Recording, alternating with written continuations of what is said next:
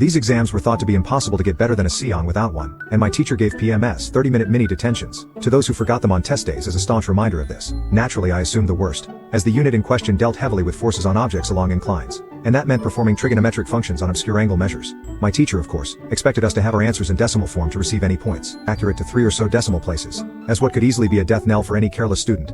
My friend was the talk of the hour that day, while I wasn't there to see it. After the exam, he allegedly walked out of the room with a smile on his face, boldly proclaiming that he had finished the exam with a good 10 minutes of nap time. Most were, of course, incredulous, but the bigger shock, as we discovered later, was that he had gotten nearly a perfect score on the exam, despite having no calculator. As it turned out, my friend had devised some sort of method in his head for quickly approximating the sines and cosines of angles to 2 or 3 decimal places in the first 10-15 minutes of the exam. From there, everything else fell into place.